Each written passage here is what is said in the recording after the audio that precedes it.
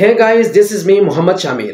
قائد ملت اسلامیہ مولانا فضل الرحمان سیاستدانوں کے سرخیل ہیں۔ مولانا فضل الرحمان سیاست کی وہ یونیورسٹی ہے جہاں بڑے بڑے سیاستدان آ کر سیاسی موسم کے بارے میں پوچھتے ہیں اور ہوا کا رخ معلوم کرتے ہیں۔ مولانا فضل الرحمان کو اللہ تعالیٰ نے اتنا بڑا ظرف دیا ہے کہ اس کے پاس آنے والے سخت ترین مخالف کی بھی عزت افزائی ہوتی ہے اور ان کی عزت و اکرام کیا جاتا ہے۔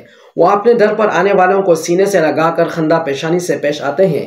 انہوں نے کبھی بھی گالیاں دینے والوں کو طعنہ نہیں دیا بلکہ مہمان سمجھ کر ان کی ہر طرح سے عزت افزائی کرتے ہوئے انہیں نہایت ہی خندہ پیشانی سے پیش آئے۔ کاش کے تمام سیاستدان اسی طرح وسیع الظرف ہوتے اور وقتی اختلافات کو پس پشت ڈال کر ملک کے وسیع تر مفاد میں اس طرح ملتے رہتے۔ بڑے بڑے سکندر مولانا کے در پر حاضر ہوتے ہیں اور چند دن قبل تو صورتحال ہی کچھ اور تھی، لیکن صورتحال اب بھی ویسے کی ویسی ہی ہے جیسا کہ ہونی چاہیے۔ وزیراعظم شہباز شریف بن رہا ہے، صدر زرداری بن رہا ہے، لیکن باقی پارٹیوں کے بڑے بڑے لیڈر سب مولانا صاحب کے پاس بھاگے آ رہے ہیں۔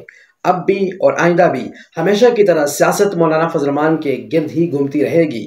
آخر کب تک مذہبی طبقے کو پس پش ڈالا جائے گا؟ یاد رکھو، اللہ پاک کا اٹل فیصلہ ہے۔ قرآن پاک کی سورہ توبہ میں اللہ پاک فرماتے ہیں، جس کا مفہوم ہے کہ اسلام تمام ادیان پر غالب آئے گا، یعنی پوری دنیا پر اسلامی شریعت نے نافذ ہونا ہے، لازم ہونا ہے اور ہر حال میں نافذ ہونا ہے۔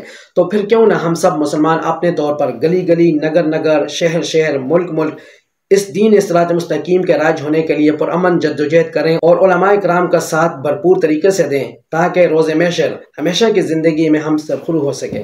والسلام۔